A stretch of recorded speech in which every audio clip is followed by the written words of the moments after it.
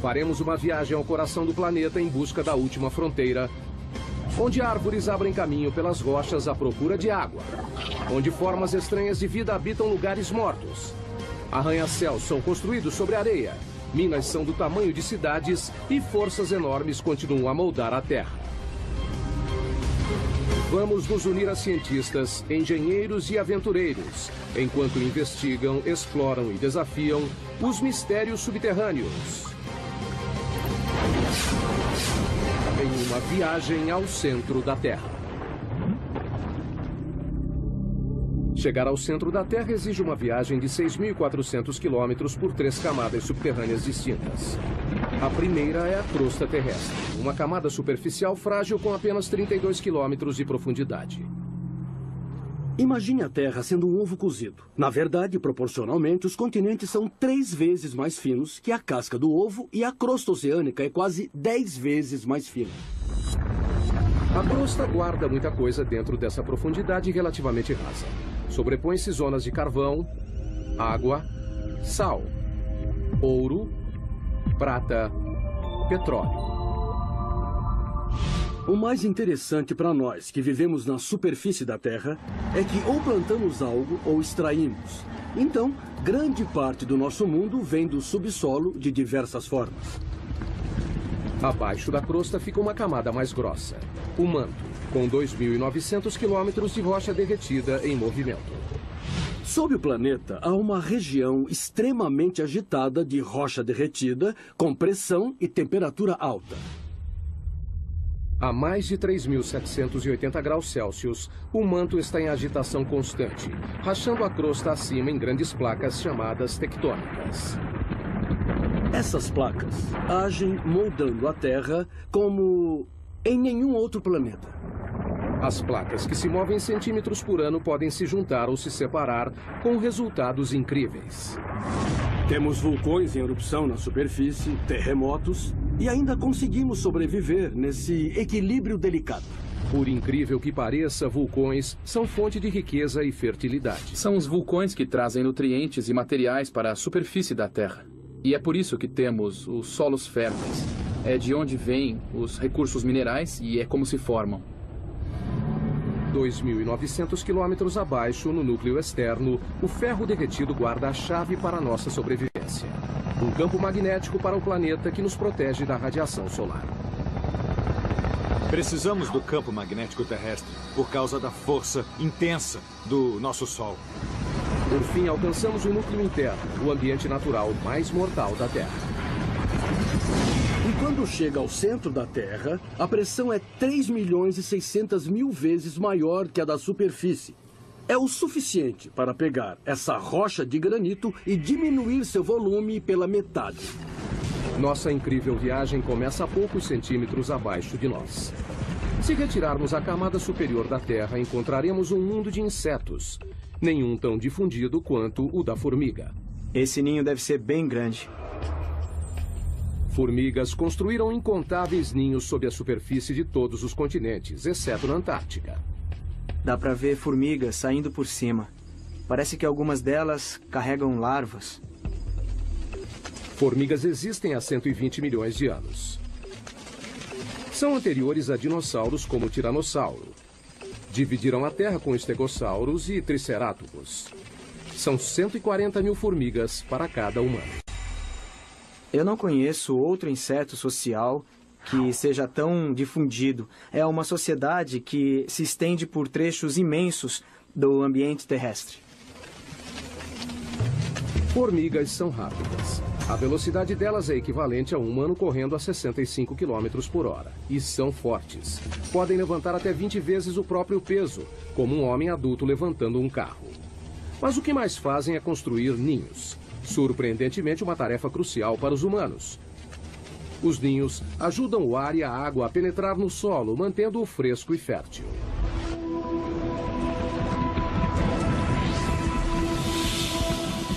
Abaixo da zona das formigas, a 2 metros. Londres, Inglaterra. 2 metros abaixo dessas ruas movimentadas estão as veias e artérias que suprem as necessidades da vida moderna. 45 mil quilômetros de rede de gás. 31 mil quilômetros de cabos elétricos, 64 mil quilômetros de encanamento e o descanso final para milhões de pessoas. A 7 palmos é uma frase comum para morto e enterrado. Mas onde surgiu? A história teve início em Londres em 1665. A cidade sofreu uma epidemia de peste negra. No seu auge, o número de mortos chegou a mais de 7 mil por semana. O prefeito de Londres tentou impedir a propagação da infecção e ordenou que as sepulturas das vítimas da peste tivessem pelo menos 7 palmos de profundidade. Acreditava-se que os mortos poderiam infectar as pessoas saudáveis. Então, enterrar os corpos a 2 metros parecia fundo bastante para conter a doença. Mais tarde, as pessoas descobriram que a peste era transmitida através das pulgas de ratos pretos. No final, o surto de 1665 causou cerca de 72 mil mortes, 1 em cada 6 moradores de Londres.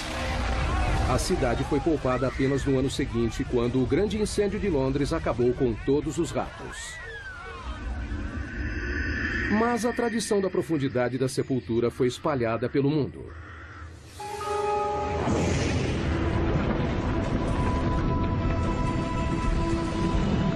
Mais a fundo, outro pequeno passo em nossa viagem ao núcleo. 5 metros abaixo. Só há uma criatura capaz de viver nessa profundidade. Esses túneis são o lar do cão da pradaria, o maior cavador do mundo. Um animal que tem um impacto surpreendente em nosso ecossistema. Os cães da pradaria adultos têm 30 centímetros e pesam cerca de 1,5 kg, mas no subterrâneo são literalmente escavadeiras.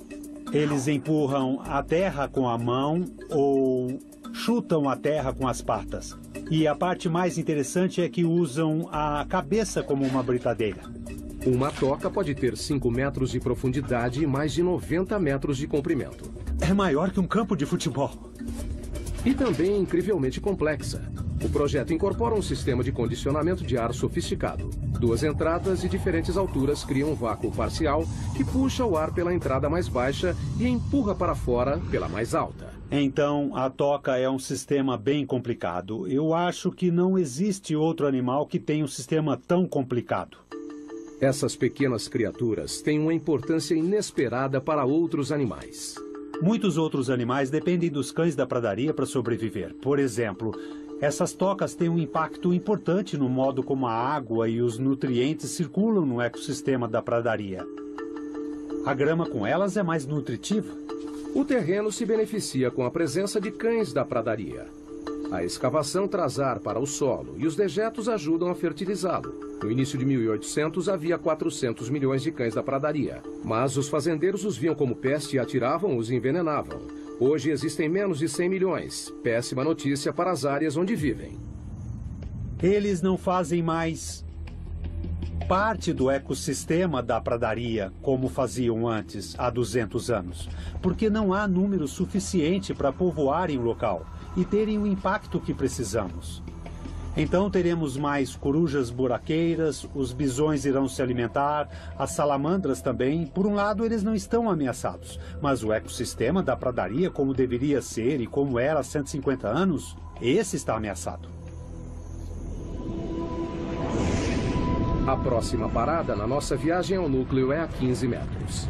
Aqui, em muitos lugares do mundo, formas de vida superiores desaparecem. A Terra dá lugar a rochas. Começamos a encontrar carvão. O carvão se formou há cerca de 300 milhões de anos. Foi um processo único. O clima era mais quente e úmido do que hoje. Um grande pantanal dominava as regiões equatoriais da Terra. Com a queda de árvores e apodrecimento da vegetação no solo pantanoso, sedimentos sobrepostos foram comprimidos em rochas. Hoje, o carvão gera 1/3 da eletricidade do mundo. 7 bilhões de toneladas por ano são produzidas mundialmente. As maiores minas de carvão estão na China, Rússia e Estados Unidos. Só o estado da Pensilvânia produz 1% do fornecimento mundial. 1.500 pessoas viviam na cidade de Centralia, na Pensilvânia. Era uma pequena comunidade idílica. A gente andava de uma ponta a outra e conhecia todos na cidade. Era um jeito bom de viver. Hoje é uma cidade fantasma. Tudo por causa de um terrível acidente.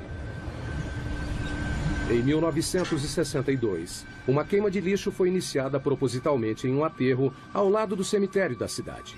Eles queriam limpar o aterro e colocaram fogo lá. Ele se espalhou por uma abertura que levava aos labirintos profundos das minas, velhas minas de carvão abandonadas que passam abaixo da centralha. Alcançando uma profundidade de 15 metros, o fogo atingiu cerca de 180 hectares, o tamanho da Baixa Manhattan. E não parou por aí. O que alimenta o fogo é o carvão antrácito, rico em carbono e de combustão lenta. Muito bem, se olhar para a orientação da rocha, do leito de rocha, vai ver que se inclina neste sentido, indicando a tendência de um vale sinclinal. E na região do carvão antrácito, a maioria do carvão é encontrada nesse vale. Queimando a 650 graus Celsius, o ponto de fusão do alumínio, o fogo consumiu o solo e a rocha até não restar mais fundações.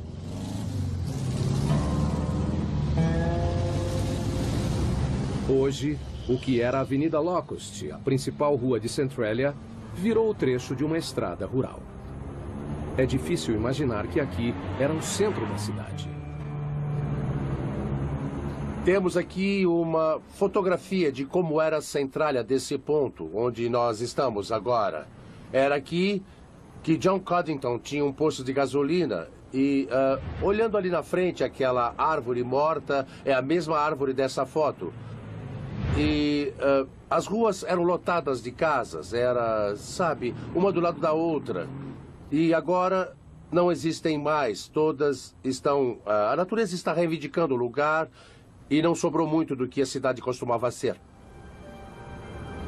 Essa casa, na Avenida Locust, do outro lado do posto de gasolina, pertencia a Bob Gadinsky. Em 1977 era uma única casa que minha esposa e eu adorávamos demais. Ficava em uma comunidade que era extremamente unida.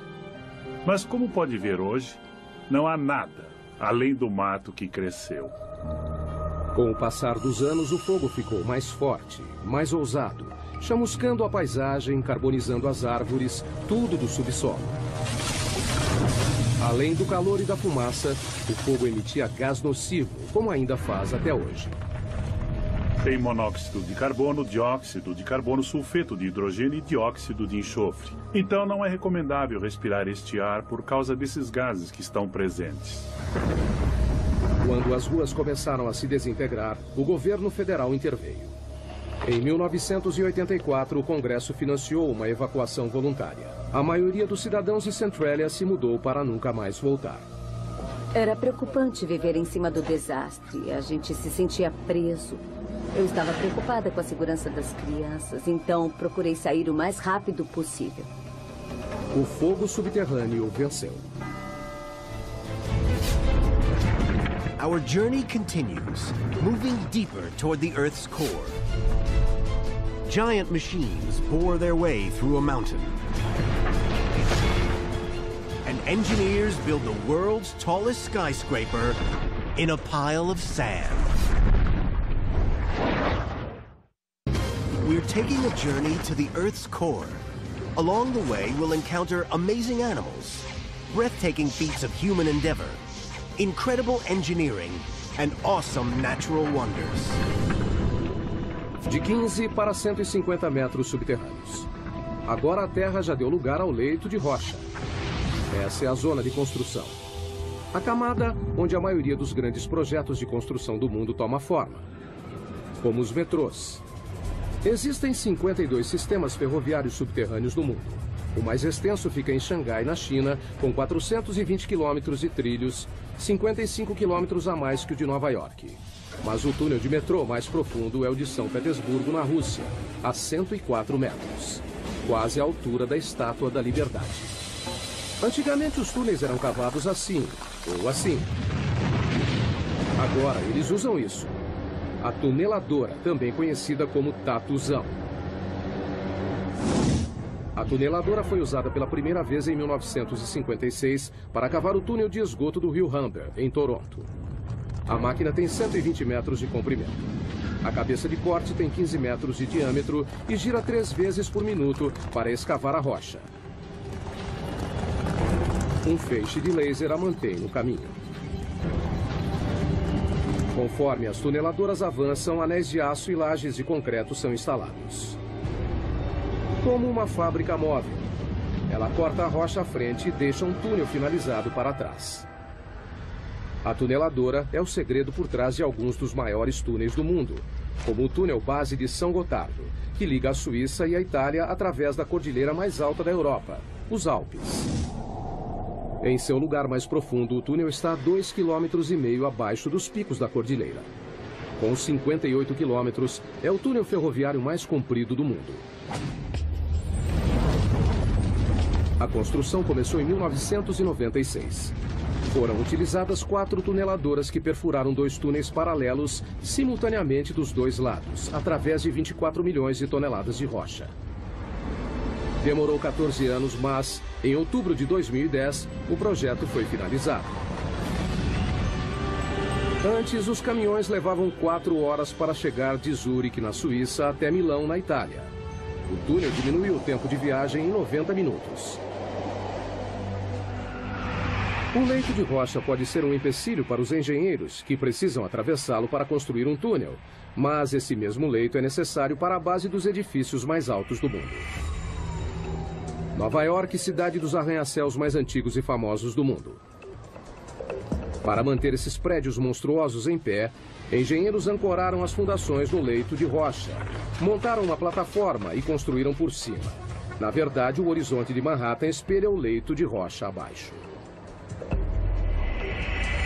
O método de ancoragem sustenta diversos arranha-céus, incluindo o prédio mais alto do mundo. O Burj Khalifa, em Dubai, tem 823 metros de altura, com uma fundação de 50 metros de profundidade. Mas um arranha-céu pode ser construído onde não há um leito de rocha? É um desafio que os engenheiros enfrentam na próxima parada de nossa viagem. 115 metros no subsolo, embaixo de um dos edifícios mais altos do mundo, o Petronas Towers, em Kuala Lumpur, Malásia. Incrivelmente, essas imensas torres de concreto e vidro não ficam no leito de rocha, mas sim na areia. Nunca construa casas da areia. Bom, provamos que casas podem ser feitas da areia com as técnicas de engenharia certas. A construção começou em 1996. Os 2 edifícios foram projetados com 88 andares, 460 metros de altura. Cada um pesaria em torno de 300 mil toneladas. No começo, a ideia era colocar as fundações em leito de rocha, mas análises revelaram que a rocha abaixo do local de construção se curvava acentuadamente para baixo, como um penhasco subterrâneo de quase 185 metros. Se continuassem, as torres ficariam metade sobre o topo do penhasco e metade fora. Um convite para o desastre. Se mantivéssemos a posição original, não haveria a torre desabaria. O local da construção estava em uma área confinada do centro. Não havia espaço para construir as 2 torres inteiramente no leito de rocha. Então, decidiram erguer toda a construção fora do leito de rocha. Mas isso significava fazer as fundações em uma camada de areia, através do solo macio. As fundações seriam mantidas no lugar pelo atrito, a mesma força que mantém um prego na madeira. Um prego é colocado no pedaço de madeira da mesma forma que os pilares em atrito estão colocados em toda essa zona de terra abaixo dessa torre. A equipe de construção teve trabalho. Foram colocados 104 pilares sobre cada torre, com 3 metros de distância entre eles. Praticamente uma floresta de concreto e aço. Alguns pilares têm 115 metros de profundidade. Em 2011, são as fundações mais profundas de qualquer prédio do mundo. A engenharia subterrânea alcançou o impossível. 2 torres de 460 metros, construídas sobre areia. Os engenheiros usam a geologia há tempos para guiá-los em seu trabalho. Mas a geologia pode ser imprevisível. O próprio termo leito de rocha remete a algo resistente, mas não é sempre assim. Um leito de rocha pode ser bastante antigo. Essa rocha tem 1,6 bilhão de anos. mas também é bastante vulnerável a um elemento simples: a chuva. Caindo no leito de rocha durante bilhões de anos, a chuva causa deformações e rachaduras. Essas fraturas podem ser enormes. Aqui está uma que se estende por todo o comprimento dela. A água acaba formando cavernas, de onde pode passar para grandes lagos e rios subterrâneos. Mais profundamente, encharca a rocha como uma esponja. Na verdade, também deve ter de 5 a 10 oceanos de água dentro das rochas da Terra. 99% da água doce do mundo encontra-se no subsolo. As maiores reservas estão na China, Rússia, África e Estados Unidos. O aquífero Ogallala é o maior dos Estados Unidos. Estende-se do Nebraska ao Texas, cobre 450 quilômetros quadrados, uma área do tamanho da Suécia, e chega a 150 metros de profundidade. Mas em muitos lugares do mundo, a água subterrânea está secando. Isso significa que pessoas, animais e plantas precisam ir mais fundo para conseguir o que resta. A próxima parada em nossa viagem subterrânea, a raiz mais profunda do mundo, 120 metros. Mpumalanga, África do Sul. Em uma encosta sobre as cavernas Eco fica um bosque de figueiras de 150 anos. Elas sobreviveram a um duplo desafio: crescer em rochas e sem nenhuma fonte de água aparente. Quando olha isso, parece que saiu do Senhor dos Anéis. Raízes e rochas normalmente não se misturam. Árvores geralmente crescem em solo fértil, mas o clima aqui é árido. Não há chuva durante metade do ano. As figueiras precisam de 23 litros de água por dia para sobreviver e até quebram rochas para conseguir. As raízes são geneticamente programadas para saber que a água se encontra abaixo delas. A ponta da raiz libera um tipo de lubrificante chamado mucilagem para suavizar a passagem da raiz. Conforme cresce, a raiz procura rachaduras e pontos fracos nas rochas. Figueiras contam com uma única raiz mestra para encontrar água. Essa vai bem fundo. A pergunta é: quanto? Bom, lá vamos nós, descendo para as profundezas da Terra. Quanto mais fundo, mais difícil, não é? Não é maravilhoso o que a Mãe Natureza faz? Só para procurar água? Puxa, essa raiz está meio esquiva. Tomara que a gente encontre alguma coisa mais na frente. Finalmente, Burroughs vê algo. Nossa, finalmente. A 37 metros de profundidade está o primeiro sinal de uma raiz de figueira. Demora 70 anos para a raiz chegar nessa profundidade. E quando encontra a umidade, a viagem acaba. Até o final da raiz, a profundidade é 120 metros. Estamos vendo as raízes mais profundas do mundo. Nesse momento tem água aqui. Tem água sendo bombada abaixo da minha mão até a árvore. O caminho todo até a superfície. Down through layers of rock, our journey continues. 100 feet deeper than the tree root. The pressure has climbed 220 pounds per square inch, 15 times greater than at the surface. Not the most hospitable place to spend the night, you'd think.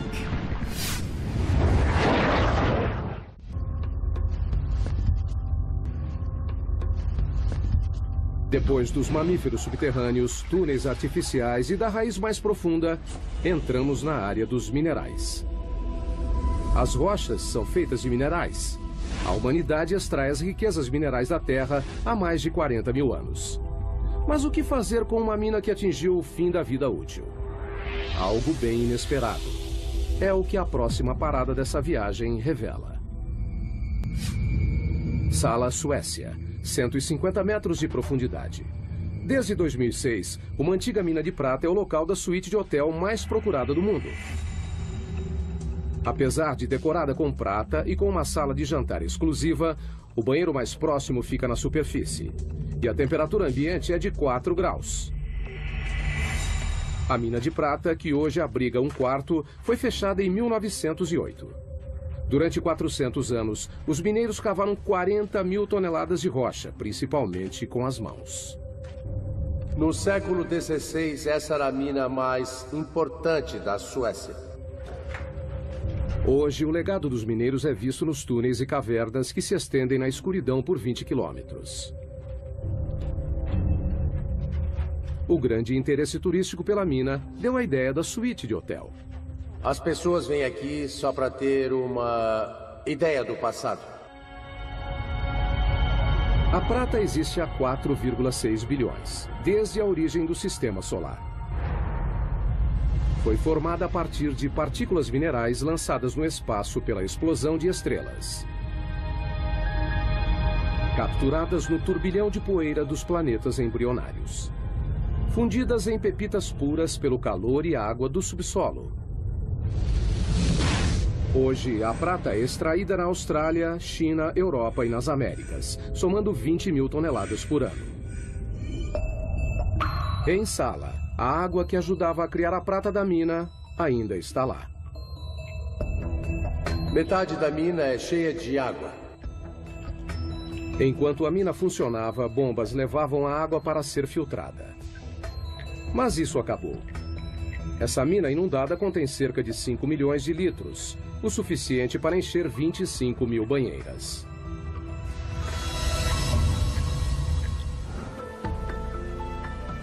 Marco e Tatja Hannistow alugaram a suíte de hotel subterrânea para comemorar o 15º aniversário de casamento. Tá certo? A ideia foi dela. Perfeito. Bom, eu queria fazer uma grande surpresa para ele. E alguma coisa especial.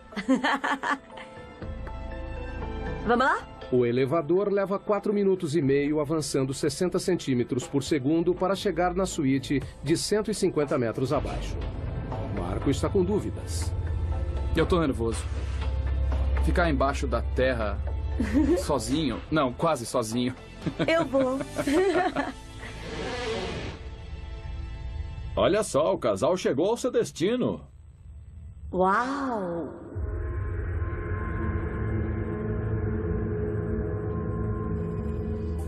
Ai, isso é maravilhoso. Quando o casal senta para jantar, Marco ainda está um pouco apreensivo. Maravilha, agora só tenho que ter coragem para dormir. Mas no fim ele consegue passar a noite. Uma noite inesquecível. A água subterrânea é o maior agente para mudanças no subsolo. Ela não só reage quimicamente com os minerais para criar metais como a prata, mas também pode literalmente derreter a rocha. Cidade da Guatemala 2010. Um estrondo repentino, queda de alvenaria. Quando a poeira baixou, a única coisa que restou foi um buraco enorme. Com 30 metros de profundidade e 20 metros de largura, um quarteirão inteiro desapareceu. A cidade da Guatemala é construída sobre calcário poroso. O fluxo de água subterrâneo dissolveu a rocha, deixando somente uma camada superficial frágil, que poderia ceder a qualquer momento. Inacreditavelmente, o desabamento tirou apenas uma vida. Mas já é o segundo grande buraco na cidade em 3 anos. As dolinas, como são chamados, são assustadoras e às vezes mortais, mas alguns podem fornecer muitos dados científicos. A próxima parada em nossa viagem subterrânea também é na América Latina, a 335 metros. Zacatón, México. Nessa dolina cheia de água não há espaço para a vida. Abaixo da superfície plácida não há ar. Mas uma forma de vida cresce aqui, micróbios, e eles são bem estranhos. Todas as bactérias e formas de vida precisam sobreviver num ambiente anaeróbico, o que acaba levando a formas de vida incomuns. Em 2006, a NASA enviou uma equipe para estudar os micróbios de Zacatón. O primeiro passo foi descobrir o formato do interior da dolina. Não sabíamos o tamanho e nem a profundidade. Era tudo uma grande incógnita. Então trouxeram uma nova tecnologia. Um robô em formato de ovo projetado para ir aonde outras sondas não conseguiam. Eles o apelidaram de Depth X. Ele tem propulsores em todas as direções, então pode ir para todos os lados, consegue girar e fazer qualquer movimento necessário para encontrar o caminho num ambiente tridimensional. O Depth X tem 2 metros de largura e 1,5 de altura, quase do tamanho de um quadriciclo.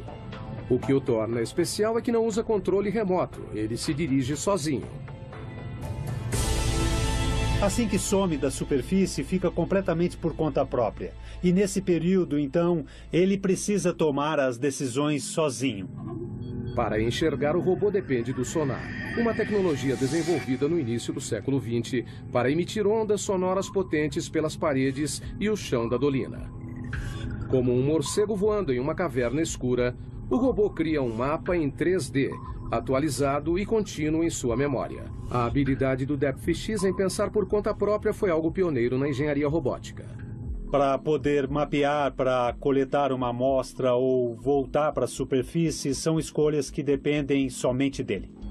Depois de 50 mergulhos, o Depth X conhecia cada centímetro do lugar.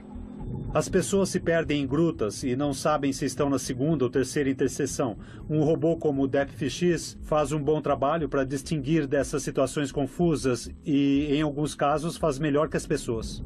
Em pouco tempo, os segredos de Zakaton foram desvendados. Sabemos que é quente. Talvez existam aquíferos termais alimentando Zakaton.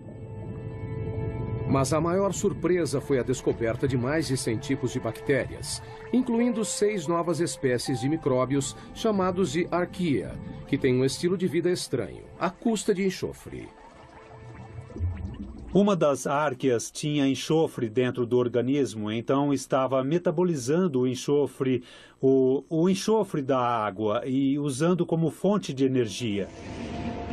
A descoberta confirma que a vida não precisa das mesmas condições da Terra para se desenvolver.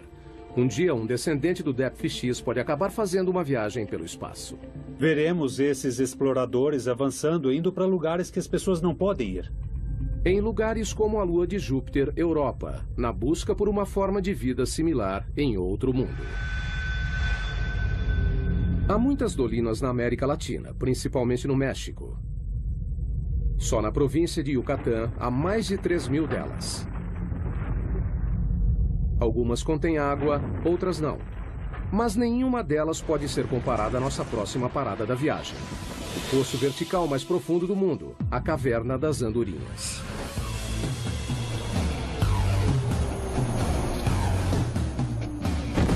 Para alguns paraquedistas, essa gruta representa um desafio único. Você vai para a beirada e olha para baixo. E quando você pula, sente a corrente de ar. –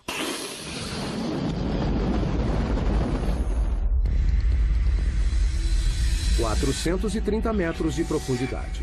40 metros de diâmetro no topo, que se abre para 2 hectares no fundo. O poço tem as mesmas dimensões do Empire State. A Caverna das Andorinhas recebe esse nome por causa das aves que fazem ninhos em suas paredes superiores. Milhões delas saem ao amanhecer e voltam ao anoitecer. Mas o que é fácil para os pássaros é difícil para um paraquedas. A posição e a noção de tempo são tudo. No subterrâneo, os paraquedistas correm o risco de ficar desorientados. Quando salta para o subterrâneo, as paredes te cercam. Vai encarar uma parede o tempo todo. O paraquedista tem 6 segundos e meio para puxar a corda. Se demorar mais, não haverá tempo do paraquedas abrir. A queda é de 37 metros por segundo. Acertar o chão nessa velocidade é como bater o carro contra uma parede de tijolos a 130 km por hora. Mas e para voltar à superfície? Nós prendemos em uma corda de resgate amarrada a uma manivela e podemos subir 2 paraquedistas em 10 minutos. Daí repetimos tudo.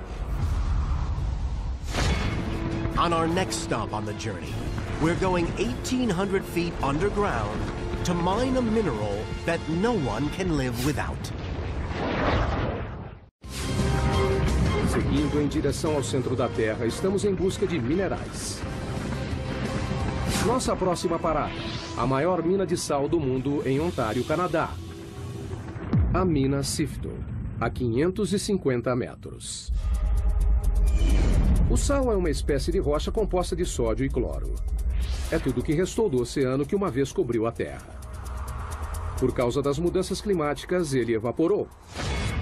Um adulto normal precisa consumir uma colher de chá por dia ou corre o risco de ficar doente, em coma e até morrer. Então, não é surpresa que as primeiras minas de sal tiveram início há mais de 14 mil anos, onde hoje é a Áustria. Em todo o mundo, mineiros extraem 260 milhões de toneladas por ano. As maiores jazidas estão na China, Rússia e Canadá.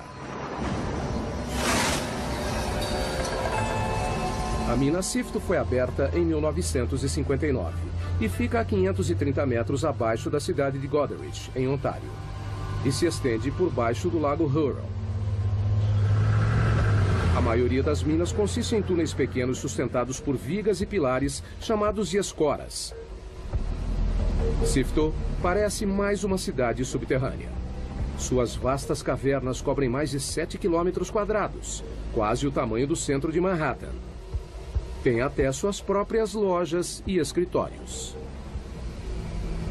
O teto baixo diz aos mineiros que estão próximos do alvo, onde estas serras enormes entram em ação.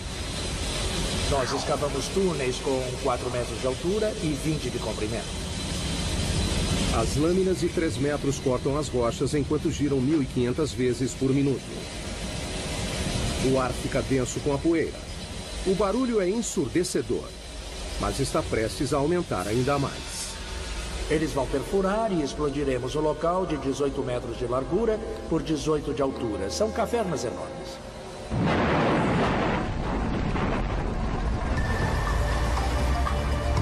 Caminhões gigantes levam as rochas cortadas de volta para a mina e colocam nas mandíbulas de um triturador faminto. Os caminhões descarregam 10 vezes por hora, o tempo todo, 7 dias por semana. Nos 4 minutos em que esse monstro é carregado, lascas de 250 quilos são reduzidas a pedras menores. Esteiras levam o sal para o silo regulador. É um tanque enorme que coloca o sal dentro dos baldes que sobem e descem e mandamos o sal para cima. Mas esse grande silo é uma vantagem enorme para nós.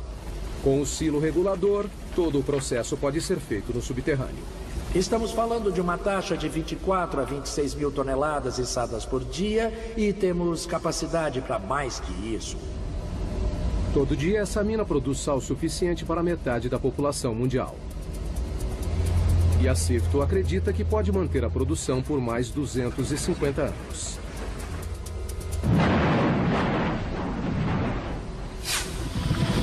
Nossa próxima história nos leva a 180 metros abaixo da mina Sifto. Uma outra mina de sal em Sondershausen, Alemanha. Essa mina recebe um evento atlético diferente. A maratona mais profunda do mundo. Corrida subterrânea. Esse pessoal é louco. Correr uma maratona subterrânea é uma experiência muito diferente de correr na superfície. A gente não se sente livre. Na floresta sente o vento e todo o resto, mas no subterrâneo não. As condições são extremas. Veja a temperatura, por exemplo. A cada 18 metros abaixo da crosta, a temperatura aumenta meio grau. O motivo disso vem de 4,6 bilhões de anos, a origem da Terra. A mistura de gases e partículas em espiral que formaram o planeta incluía poeira cósmica radioativa. Depois de comprimida em rocha, sua energia radioativa foi liberada na forma de calor, que continua até hoje. Trabalhar nessas condições pode ser difícil. Correr pode ser ainda mais complicado. A uma profundidade de 730 metros, os corredores subterrâneos lidam com um calor de 27 graus. É muito quente. Parece um inferno. 40% de umidade. O ar não é muito bom. Aqui embaixo, acho que esse é o pior problema. E um percurso difícil. A corrida é executada em um circuito desigual que sobe e desce 215 metros em cada volta. Quando leva um tombo aqui, pode se machucar muito feio. Em uma maratona normal, os pés ficam 0,2 de segundo no chão. Com a fadiga, ficam mais tempo no chão. Na mina, quanto maior o contato, maior o risco. Tá vendo isso aqui? É escorregadio. Precisamos de tênis com uma boa sola, como essa que é grande, mas eu acho que podia ser maior. Eu acho que travas seria muito bom. Ter cravos. Ou cravos. Embaixo. Inevitavelmente, o terreno traiçoeiro faz uma vítima. Quebrou? Não dá pra saber. Por que maratonistas correriam em condições tão perigosas é um mistério. Mas se perguntar para eles, dirão a mesma coisa. É emoção, é a corrida mais difícil do mundo. Eu acho que quem pode dizer que correu uma maratona 600 metros abaixo da terra? Depois de passar metade do dia no subterrâneo, os maratonistas estão livres para voltar à superfície. A temperatura quente, o ar seco e as duras condições foram temporários. Mas para 33 mineiros chilenos em 2010, sair não foi tão fácil. O teto do túnel desabou e os prendeu a 730 metros, a mesma profundidade da maratona. Os mineiros suportaram um calor de 27 graus, o ar denso com pó de rocha, escuridão e isolamento. Eles nem tinham certeza de que sairiam de lá. A entrada do resgate teve que ser aberta através de uma rocha vulcânica chamada basalto, famosa por deslizamentos repentinos. Temendo provocar um novo desabamento, equipes de todo o mundo usaram tecnologia moderna para cavar a entrada do resgate. Foi um processo lento. Depois de 69 dias, todos os 33 mineiros foram resgatados. Foi um dos maiores resgates de minas de todos os tempos. Heading down, half a mile, 3/4. We're now beyond the 1 mile mark. Buried under 6,800 feet of solid granite, this underground lab is hunting one of the smallest objects in the universe. Moving down, 1 mile under the Earth, we've seen world-beating feats of engineering, space-age robots, the minerals we need every day, and an underground marathon. Estamos nos aproximando do local mais profundo em que um humano já esteve. Esse é o laboratório científico mais profundo do mundo. É bem movimentado aqui. O Observatório de Neutrinos de Sudbury, ou Snow Lab, está a 2 quilômetros abaixo do centro de Ontário. 2 experimentos estão em andamento. Um deles está na fase final de comissionamento. 3 experimentos grandes estão em construção. Os cientistas estão à procura de algo que só pode ser visto a 2 quilômetros abaixo da superfície. Partículas minúsculas de matéria cósmica, chamadas neutrinos. Tão pequenas que 200 setilhões deles caberiam em um grão de areia. São 200 com 24 zeros. Não é uma surpresa que os neutrinos sejam fracos. Elas são partículas incrivelmente leves e, normalmente, passariam pela Terra completamente despercebidas. Cientistas descobriram os neutrinos em 1956. Estão em todo lugar do universo. Para detectar algo tão pequeno, precisa filtrar e excluir os raios gama, os raios X e a radiação ultravioleta que constantemente bombardeiam a Terra do espaço. Queremos provar que não é uma radiação convencional que de algum modo interfere e imita os sinais esperados. Então precisamos de muita proteção. Por isso o laboratório é tão profundo. Esses raios cósmicos tornariam a medição sensível do neutrino algo impossível. Os 2 quilômetros de rocha no laboratório Sudbury reduzem esses raios cósmicos a um fator de 10 milhões. Encontrar algo tão pequeno quanto o neutrino requer equipamentos grandes. Se você procura uma partícula, precisa aumentar suas chances de vê-la. Cobrindo uma área de 7.250 metros quadrados, tão grande quanto 6 piscinas olímpicas, as câmaras e túneis interligados do laboratório parecem mais uma estação espacial ou uma base lunar do que um laboratório subterrâneo. O laboratório levou 18 anos para ser construído e custou cerca de 70 milhões de dólares. Neutrinos deixam um pequeno traço de luz quando atravessam certas substâncias. Essa caverna já abrigou 60 mil toneladas de rocha. Agora, abriga uma esfera de 12 metros, que comporta 760 litros do líquido conhecido como água pesada, uma forma natural de H2O mais sensível aos neutrinos devido ao seu grande peso molecular. O neutrino causa uma reação que gera luz, que reage com os detectores de foto. Então, dá para descobrir sua energia, direção e por aí vai. Nessa profundidade é difícil transitar pelo laboratório. O elevador desce a 640 metros por minuto. Depois tem 1,5 km de caminhada. A temperatura ambiente é de 27 graus. É quente por causa da pressão nessa profundidade. Ao redor deles, a rocha está sendo espremida a mais de 544 atms, mais de 500 vezes a pressão atmosférica na superfície.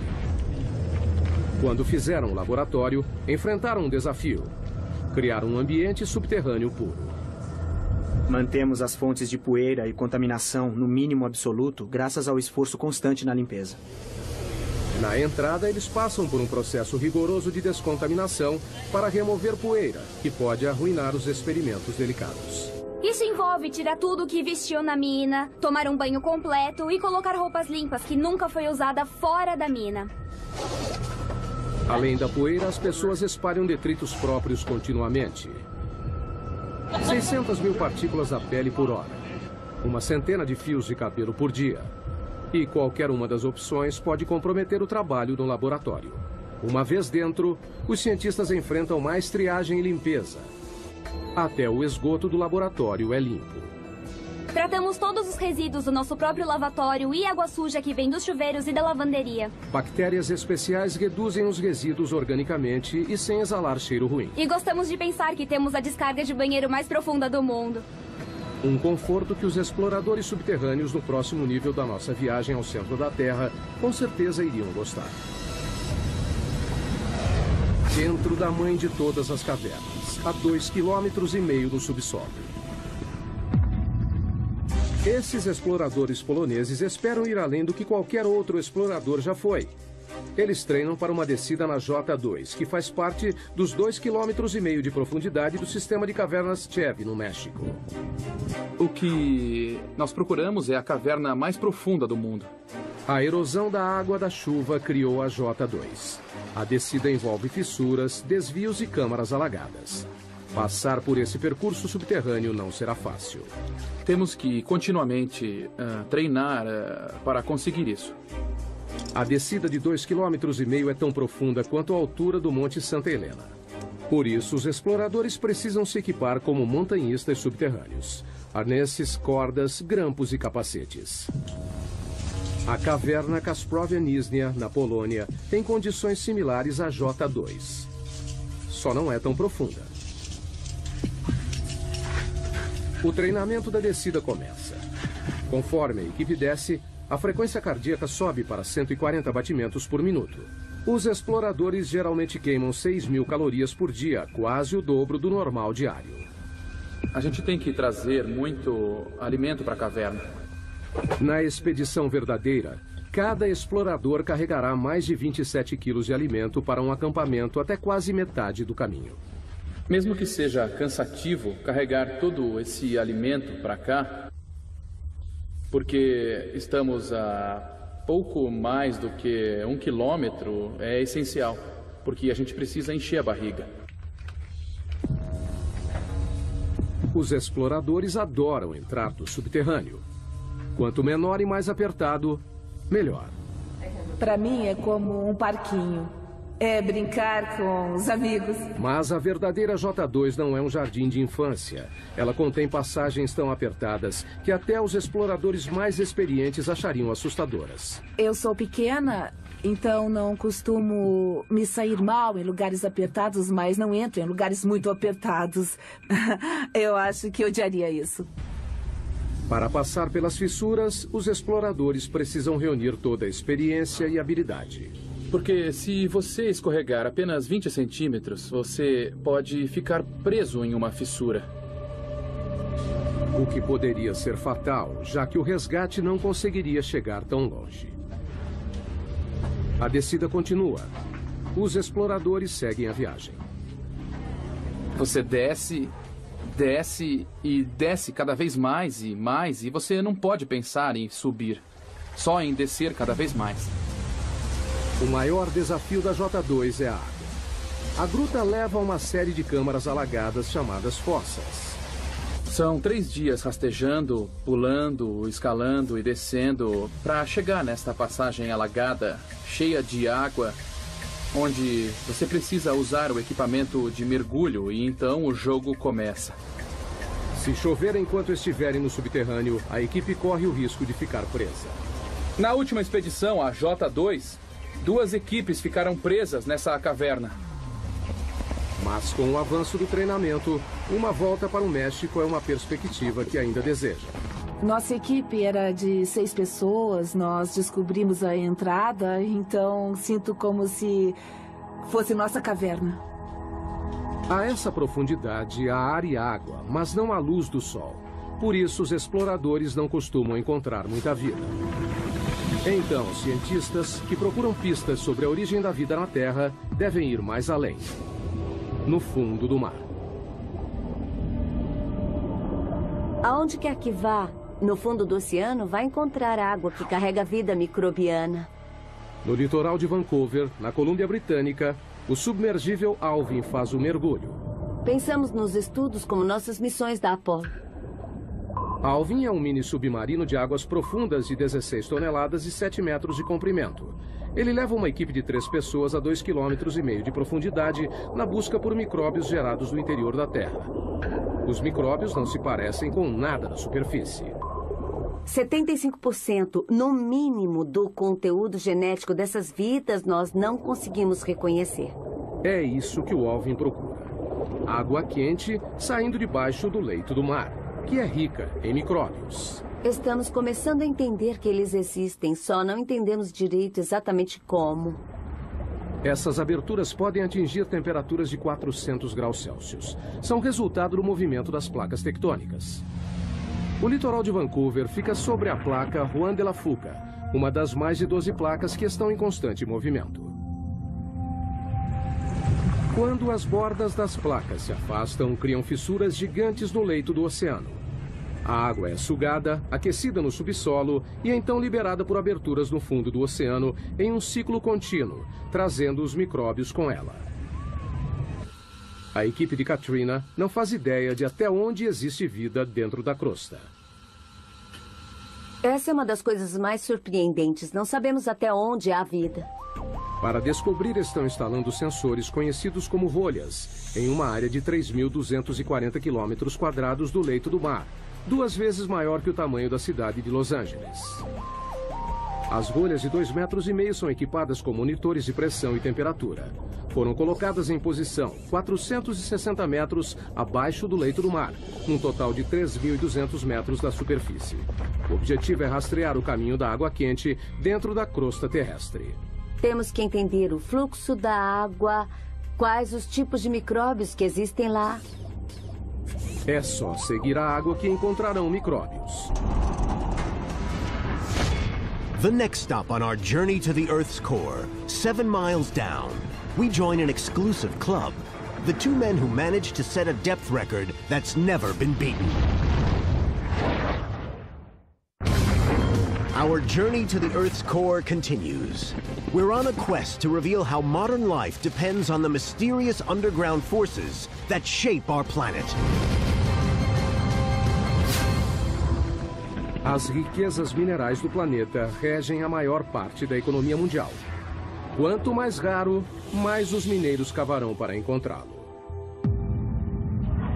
Tautona, África do Sul. Viajando a 16 metros por segundo, os mineiros levam 1 hora para descer os 3.000 metros até o fundo da mina mais profunda do mundo.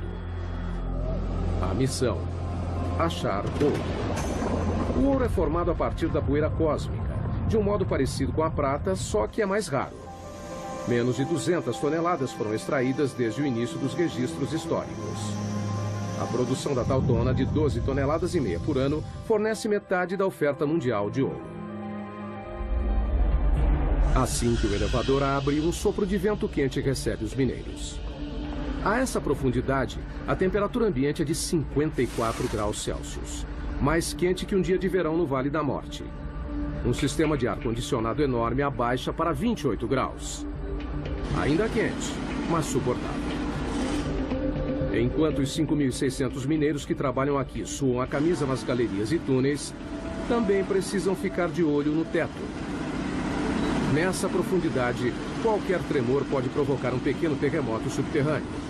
A queda de rochas mata diversos trabalhadores todo ano. Na próxima parada da viagem ao centro da Terra, vamos 3 vezes mais fundo que os mineiros de Tautona, para o lugar mais profundo já alcançado por humanos. No Pacífico Ocidental, a 11 quilômetros subterrâneos, encontra-se a Depressão Challenger, uma fissura de 69 quilômetros de largura no leito do oceano que se estende por 2.530 quilômetros. A mesma distância de Nova York a San Antonio, no Texas. E o perigo aqui não é o calor ou os tremores de terra, é a pressão. Em 23 de janeiro de 1960, o oceanógrafo suíço Jean Piccard e o comandante da Marinha americana Don Walsh partiram em uma embarcação subaquática única para se tornarem os primeiros e até agora únicos humanos a verem o verdadeiro fundo do mar. Don Walsh revive a viagem histórica. Foi o único submersível que foi até a Depressão Challenger e por quase 50 anos ninguém mais voltou lá. E por uma boa razão. A pressão a 11 quilômetros de profundidade é esmagadora. 1.080 ATMs. Imagine o peso de 48 Boeing 747 em cima de um dedo. Para suportar esse peso incrível, Piccard projetou um submergível chamado Trieste. Com 15 metros de comprimento, 4 metros de diâmetro, ele pesava 51 toneladas, quase o tamanho de um caminhão de lixo médio carregado. Para a proteção, a equipe ficou em uma esfera de aço de 2 metros de diâmetro, de 16 toneladas. Não tinha espaço para as pernas. A gente tinha meio metro cúbico para 2 pessoas. É quase o tamanho de uma geladeira doméstica. O que, levando em conta a água a 1 grau Celsius negativo, não parecia tão ruim assim. A temperatura dentro do casco era aproximadamente a de uma geladeira também. Para flutuar, o Trieste foi suspenso por uma boia, um tipo de balão submarino. Mas ao contrário de balões que voam no céu, a equipe não conseguiu usar hélio. Então decidiram usar outra coisa. Todos sabemos que petróleo é mais leve que a água, então o Trieste usou gasolina.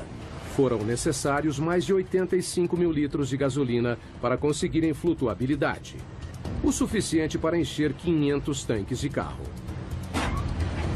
8 da manhã, hora da ação. A descida começa. É um processo lento e cauteloso. O tamanho e o posicionamento das janelas da cabine do Trieste dificultam a visão. Esta é a janela de visão principal. É uma peça de acrílico de 18 centímetros de espessura. E tem uma portinhola do outro lado da esfera com uma janela menor. E tem uma janela no tubo de entrada. A 200 metros, o Trieste mergulhou na escuridão. Eles atingiram o limite de penetração da luz solar. Mas a 910 metros, a natureza trouxe ajuda. A única coisa que iluminava o abismo era a bioluminescência dos animais e plânctons. Como se fossem vagalumes, eles carregavam a própria fonte de luz. Então parecia neve caindo de cabeça para baixo. Depois de mais de 1 hora, surgiu um problema. Houve um barulhão a 6 quilômetros. A 6 quilômetros submarinos, o Walsh teve que verificar os equipamentos. Ouvimos o barulho, checamos todos os medidores internos e parecia tudo bem, então continuamos o mergulho. Mas então ele viu algo. Olhei pelo vidro da portinhola e vi uma rachadura assim na janela. A equipe estava a 1 passo da morte certa. Se o vidro interno tivesse rachado, teríamos morrido na hora, porque a pressão externa a 6.000 metros é de uns 680 ATMs. Então, teria sido imediato. Talvez nem notássemos. Mas a janela resistiu e eles decidiram soldá-la. Depois de quase 5 horas, o Trieste finalmente se aproximou do fundo. Walsh viu algo inacreditável. Um pouco antes de pousar, nós vimos um linguado. Animais vertebrados não deveriam viver nessa profundidade. Mas eles não tiveram a chance de investigar mais fundo. Assim que pousamos, uma nuvem enorme de sedimento subiu e só baixou depois de 20 minutos. A lama do fundo do mar os cegou. Foi como estar numa tigela de leite. Eles não tiveram escolha. A gente não via nada, não dava para tirar fotos e a lama não baixava. Decidimos voltar para a superfície. Para permitir que o Trieste fizesse a viagem de volta, Walsh controlou o peso soltando o lastro. A gente tinha 2 barris de lastro cheios de bola de aço e no fundo do barril tinha um eletroímã. Com o ímã acionado, as bolas ficaram no barril. Desligamos a força elétrica e elas desceram. Ao apertar um botão, o Trieste começou a voltar para a superfície. E entrou para a história. 11 quilômetros é o limite para a exploração humana. Atravessamos mais de 1/3 da crosta terrestre. Pessoas saem de cena. Máquinas assumem. Todos os cientistas utilizam ferramentas para ajudá-los a explorar lugares que não podem ir. Telescópios, microscópios. Mas geólogos enfrentam um problema diferente. O engraçado é que eu não posso dizer o que existe a 30 centímetros abaixo do chão que pisamos, porque não consigo ver através da rocha. A solução parece óbvia. Perfurar a rocha e olhar. Mas é uma abordagem repleta de problemas. Península de Kola, noroeste da Rússia, 1989. Em um ponto castigado pelo vento, na fronteira com o Círculo Polar Ártico, cientistas embarcam em um plano ambicioso. Com despesas enormes, um buraco incrivelmente fundo foi perfurado para alcançar o limite entre a crosta terrestre e o manto. São 35 quilômetros subterrâneos. Para reduzir o atrito, usaram um método de perfuração novo. Ao invés de toda a cabeça de escavação, somente a broca foi inserida, bastante lubrificada com lama e óleo. A 6 quilômetros, a perfuração descobriu fósseis de plâncton de 18 milhões de anos em um estado de conservação impressionante. A 11 quilômetros, encontraram rocha de 4,4 bilhões de anos. Zircão, o mineral mais antigo do planeta. Mas com o aumento da temperatura a cada metro, nos 12 quilômetros, ela chegou a 300 graus Celsius. A perfuração parou de repente. A temperatura aumenta muito rápido conforme avança para o interior do planeta.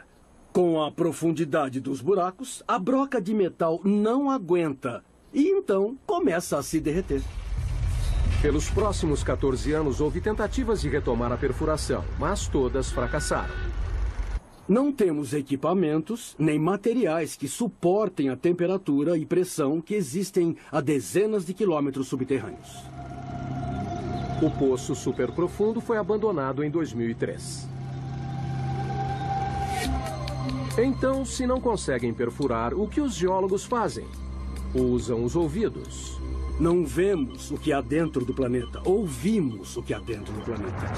Sismógrafos, como são conhecidos, são leitores que monitoram os sons dos movimentos das rochas no subsolo. Eles literalmente ouvem os terremotos. Há terremotos de magnitude 6 ou maior a cada 3 dias em média. E isso faz o mundo se modelar. As vibrações mudam de acordo com a densidade da rocha. Dados que geólogos podem ler. Conseguimos fazer imagens tridimensionais do que forma o planeta inteiro, monitorando milhares de terremotos com milhares de sismógrafos durante muitos anos. But seismometers have limits too. They cannot always reveal exactly what's inside the different layers of rock. And in the hunt for oil, that can be dangerous. We've come a third of the way through the Earth's crust on our journey to the core. We've climbed caves and dug through mines, encountered strange life forms, and reached the depth limit of human exploration. Pessoas ao redor do mundo dependem dos recursos sob nossos pés. A próxima parada em nossa jornada ao centro da Terra, o campo de petróleo mais profundo dos Estados Unidos, 11 quilômetros abaixo do Golfo do México. Há mais de 6.000 plataformas de petróleo no litoral do Texas e Louisiana, com capacidade de suprir 25% do petróleo dos Estados Unidos. Mas não é fácil de obter. É preciso atravessar 1,5 km de mar e depois mais 9,5 de pedra. Como fica mais difícil de achar petróleo e gás, avançamos mais e mais para águas fundas e fazemos buracos mais profundos. A perfuração em águas profundas está passando por uma revolução nos litorais do Egito, África Ocidental, Brasil e no Golfo. É maravilhoso termos a tecnologia para avançar tão profundamente. Mas a tecnologia tem suas limitações. Na primavera de 2010, uma plataforma chamada Deepwater Horizon perfurava um poço relativamente raso a 7 quilômetros no campo de Macondo, cerca de 80 quilômetros da costa da Louisiana. 20 de abril, 22 horas. A plataforma foi abalada por uma explosão. A bola de fogo foi vista a 56 quilômetros de distância. 11 funcionários morreram, 17 ficaram feridos. 1,5 km abaixo, no leito do oceano, a ruptura do poço liberou até 60 barris de petróleo por dia. Um barril tem 180 litros. Foi como jogar 450 caminhões-tanque no mar. O vazamento totalizou quase 5 milhões de barris. Foi o pior desastre de petróleo nos Estados Unidos. Então, o que deu errado? A Deepwater Horizon já tinha perfurado 11 quilômetros no fundo do campo de petróleo do Golfo no outono anterior, em um local diferente. Em comparação, perfurar em Macondo seria fácil. Mas as aparências podem enganar. O Golfo é um dos lugares mais difíceis de perfurar. O relevo costeiro cai em mais de 1,5 km de cumes íngremes e vales, com desfiladeiros e vulcões ativos de até 150 metros. A geologia é bem complicada. O petróleo sob o leito irregular do fundo do mar está abaixo de uma camada de rocha de 35 milhões de anos, com 245 metros de espessura, preso sob uma pressão enorme, mais de 1.100 vezes a da superfície. E tem também o peso das rochas, sobrepostas, pressionando, que faz a pressão do fundo do poço aumentar incrivelmente. Além da pressão, os perfuradores de petróleo podem encontrar perigosos bolsões de gás metano congelado, conhecido como hidrato. Se acidentalmente perfurar, isso pode ser um problema. Aquecido pelo atrito da broca, o metano explode o poço, liberando uma quantidade enorme de petróleo. Muitos pesquisadores associam a tragédia do Deepwater Horizon a um bolsão de metano congelado. A tecnologia de escaneamento convencional nem sempre pode detectá-los, e isso é um desafio para a exploração do petróleo. E ninguém sabe a quantidade existente porque é muito difícil conseguir uma imagem sísmica. Agora, os exploradores estão usando uma nova geração de sensores de fundo do mar para ajudá-los a detectar o gás congelado antes de se tornar uma ameaça. Literalmente, nós o descemos pela lateral do navio e ele afunda até o leito do oceano, usando uma âncora de concreto pesada, e fica lá por vários dias ou até vários meses. Ao contrário do sismógrafo padrão, esse sensor não mede as ondas sonoras geradas pelo movimento tectônico da Terra. Ao invés disso, detecta eletricidade. Medimos as propriedades eletromagnéticas do leito do mar, a condutividade elétrica. A eletricidade vem do campo magnético da Terra.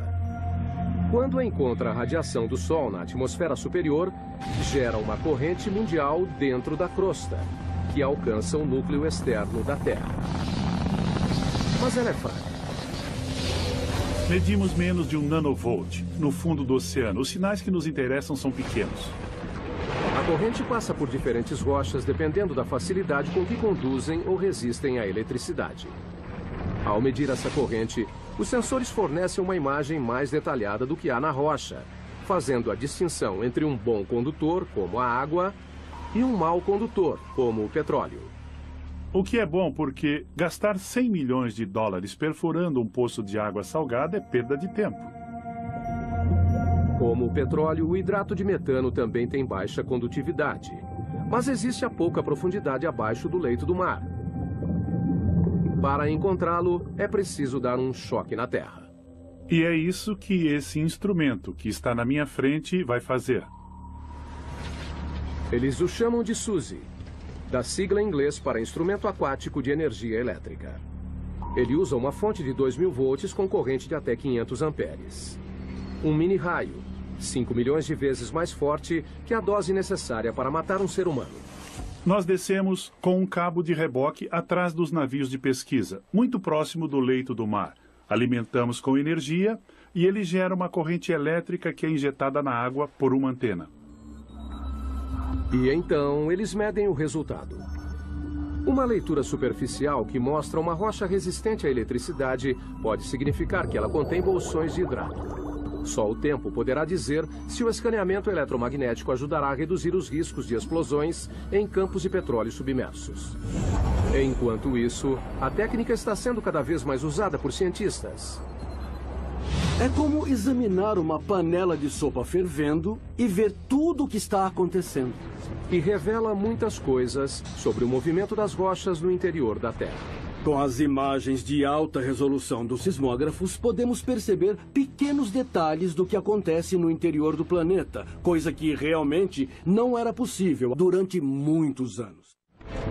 Moving further down, 10 miles, 20 miles toward the bottom of the crust. Tectonic plates are on the move, triggering deadly earthquakes. While molten rock held rigid by pressure pushes at every crack and fissure, waiting for a chance to explode to the surface. Estamos quase na metade do caminho pela costa. Cerca de 5 quilômetros mais fundo do que qualquer ser humano já foi. Não é um lugar muito agradável. Aqui a temperatura da rocha é de 480 graus, quente o bastante para derreter vidro. A pressão é de 1.500 ATMs. E estamos à procura de terremotos. Em todo o mundo, as placas tectônicas se chocam e se curvam contínua e lentamente. Uma média de 2,5 centímetros por ano, quase a velocidade do crescimento das unhas. Mas na superfície, esse movimento pode ter um impacto devastador. Janeiro de 2010, Porto Príncipe, Haiti. Um terremoto de magnitude 7 balançou a cidade.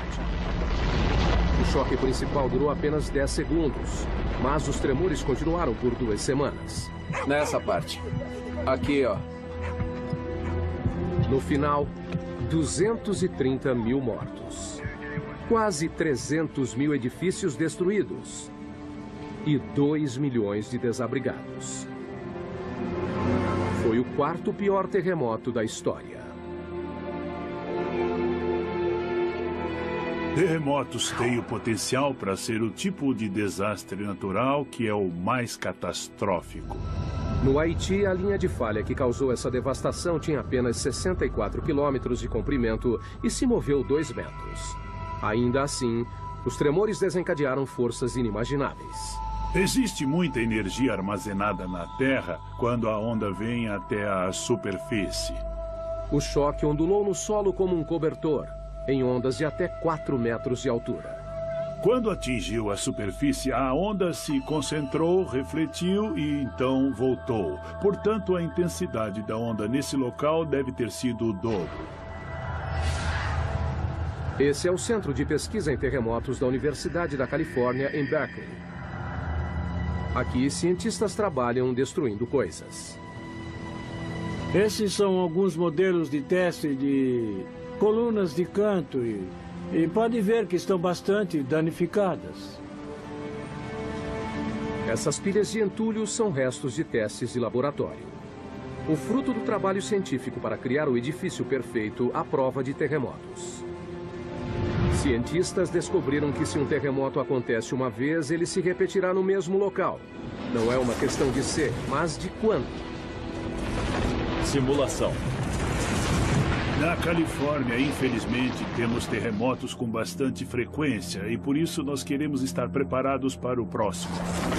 As opções são se mudar ou se proteger. Simulação. Nós temos que nos preparar para os terremotos com projetos melhores. Durante um terremoto, o movimento mais perigoso não é para cima e para baixo, mas de um lado para o outro. Aqui, ó. Nessa parte. Este engenheiro trabalha em um projeto para deixar as paredes mais resistentes aos movimentos laterais mortais que derrubam edifícios. Criamos um tipo de conexão aqui, então ela faz a transferência da carga lateral. Esses painéis são ligados por chapas de aço que recebem a tensão.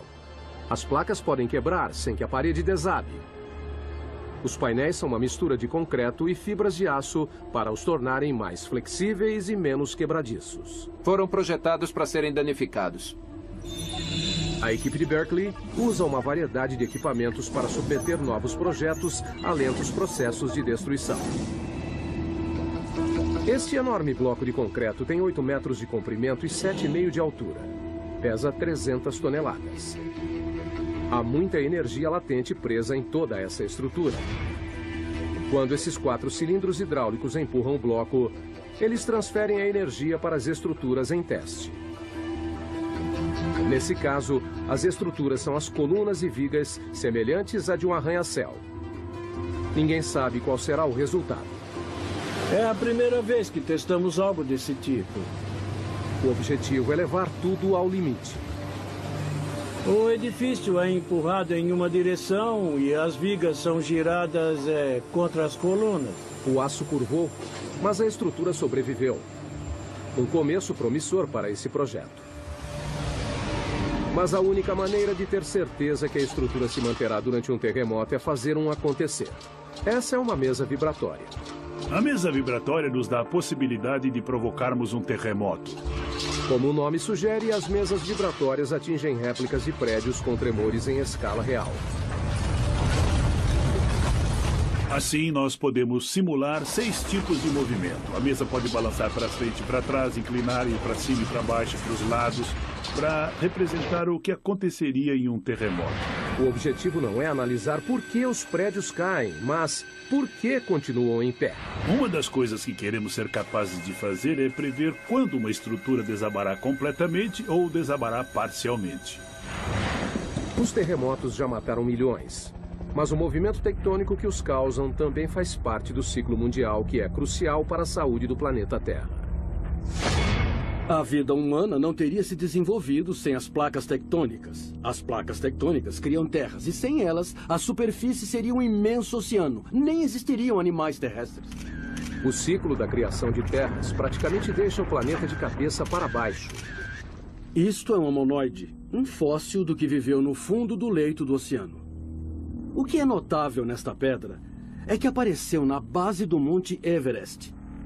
E as forças envolvidas devem ter sido enormes e incríveis para trazer este pequeno homonoide do fundo do mar até um local bem alto do planeta.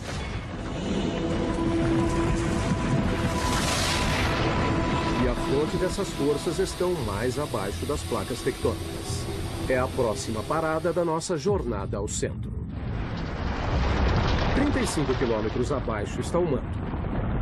Uma vasta região com 2.900 quilômetros de profundidade que compreende 70% da massa do planeta.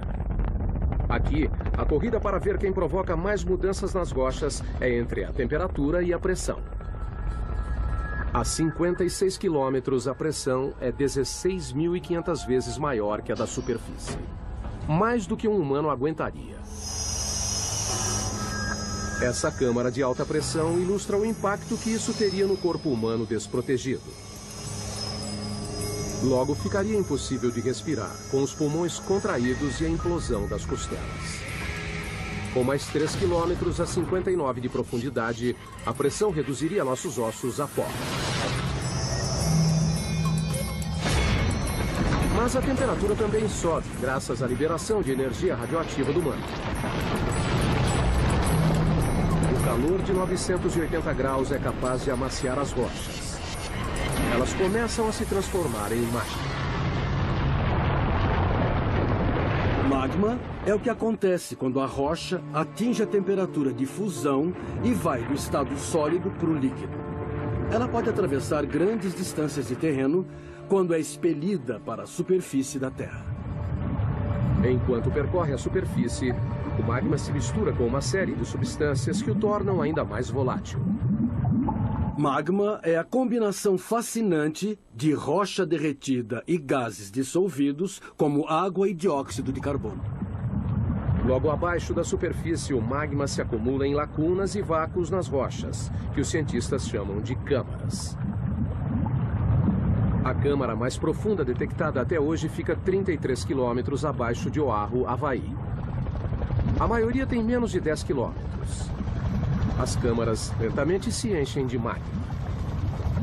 Com o aumento da pressão no subterrâneo, o magma é forçado em direção à superfície. Uma hora o ponto de ruptura é atingido. O resultado, erupção vulcânica. Uma das imagens mais poderosas do interior da Terra é dos poucos lugares onde o interior vem para a superfície, como no vulcão. 500 milhões de pessoas no mundo vivem bem perto de um vulcão. Uma única erupção pode ser catastrófica. Vulcões podem subir bem depressa. E, em alguns casos, levaram dezenas de milhões de anos para serem criados. Acontecem sem aviso, chegam a 530 graus e é quase impossível de serem parados. Abril de 2010. O vulcão Eiffel entra em erupção na Islândia.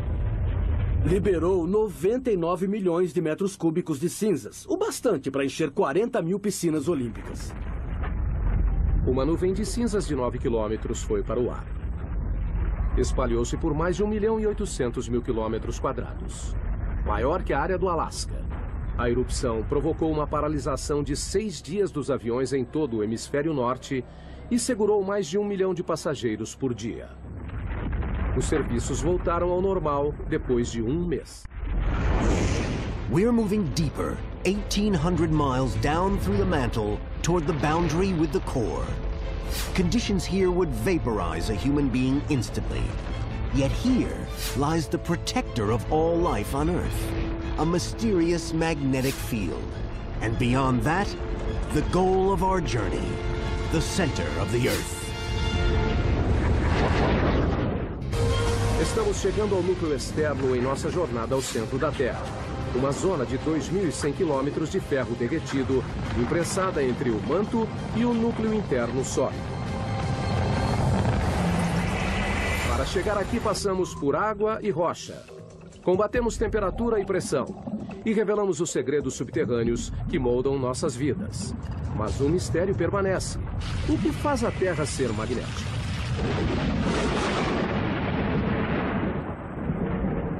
O campo magnético da Terra se estende por 72 mil quilômetros no espaço. Ele protege o planeta da força total da radiação solar. Um único brilho solar de 2 horas libera 10 bilhões de toneladas de partículas radioativas. Energia suficiente para abastecer os Estados Unidos por 10 mil anos ou evaporar nossa atmosfera. Sem o campo magnético para bloqueá-las, as partículas solares acabariam com a vida na Terra. Precisamos do campo magnético da Terra por causa da força intensa do nosso Sol. O campo se origina do núcleo externo rico em ferro. A próxima parada da nossa jornada, 2.900 quilômetros subterrâneos. A temperatura aqui é de 4.420 graus. Quente o suficiente para vencer a rigidez e derreter o ferro. Quando o ferro se desloca, de alguma maneira, gera eletricidade. Cientistas a chamam de efeito dínamo. O efeito dínamo se refere à produção de campos magnéticos por movimento. Mas como a movimentação de ferro fundido abaixo da superfície gera um campo magnético, é um dos grandes mistérios da Terra. Não sabemos realmente como essa turbulência na movimentação de metal líquido dá origem ao dínamo. São apenas movimentos aleatórios. Essa esfera gigante pode fornecer respostas. É um modelo mecânico da Terra. Parte de um experimento da Universidade de Maryland que tenta descobrir por que a Terra é magnética. A esfera tem 9 metros de diâmetro, pesa 23 toneladas e tem rotação de até 130 quilômetros por hora. Nós tentamos conseguir a velocidade verdadeira e, assim, tentar imitar as condições de um planeta. O núcleo externo é feito principalmente do mesmo material da esfera: ferro, um bom condutor elétrico. O núcleo interno é magneticamente fraco. Ninguém sabe por quê. Mas, como um dínamo gigante, o movimento em torno dele cria um campo magnético. Claro que Lathrop não pode reproduzir as condições reais do núcleo externo. Não podemos chegar ao centro, então não dá para ver como acontece diretamente. Mas ele acredita que pode chegar perto. Para obter os resultados, ele precisa encher a esfera com 3.217 litros de um líquido. Até agora, só usou água. Mas planeja usar sódio líquido fervente. O sódio é inflamável. Temos que ser bem cuidadosos com os riscos de incêndio. Mas, além do ferro fundido, é o único material que pode fazer o trabalho. O sódio tem a vantagem de fundir a uma temperatura relativamente baixa e é um excelente condutor comparado ao ferro líquido. A esfera é o mais novo de uma série de experimentos. Começamos a construir experimentos do tamanho da mão, depois de uma bola de basquete, depois, sei lá, bolas de ginástica.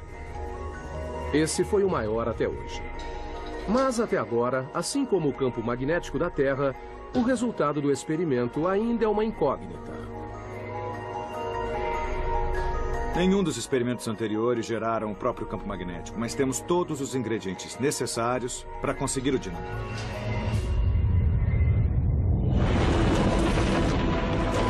Quase 6.500 quilômetros subterrâneos, chegamos ao final da nossa jornada, o núcleo da Terra. Uma massa de ferro com 2.400 quilômetros de diâmetro, com uma área de superfície um pouco maior que a América do Sul. A temperatura aqui é igual à da superfície do Sol. Mas o peso de todo o planeta apoiado nele mantém o ferro rígido. A pressão é muito intensa. É mais que 3,5 milhões de vezes maior que na superfície. A mesma convicção que ajuda a gerar magnetismo também empurra o calor para a superfície no processo de resfriamento do núcleo. Quando a temperatura cai, o núcleo solidifica lentamente. Um dia, não haverá mais rocha derretida para criar o campo magnético. Mas o Sol já terá se extinguido, acabando com a Terra antes desse dia chegar. Enquanto isso, o calor do núcleo ajuda a impulsionar o lento ciclo do manto, que renova a superfície, alimenta a química de nossa riqueza mineral e gera o campo magnético que nos protege do universo hostil. As chances de se encontrar outro planeta como a Terra são realmente mínimas. Descemos quase 6.500 quilômetros para o fim da nossa jornada. Vimos túneis que atravessam montanhas e minas do tamanho de cidades. Passamos por fogo e inundação, terremotos, vulcões, pressão esmagadora e descobrimos o segredo mais profundo da Terra.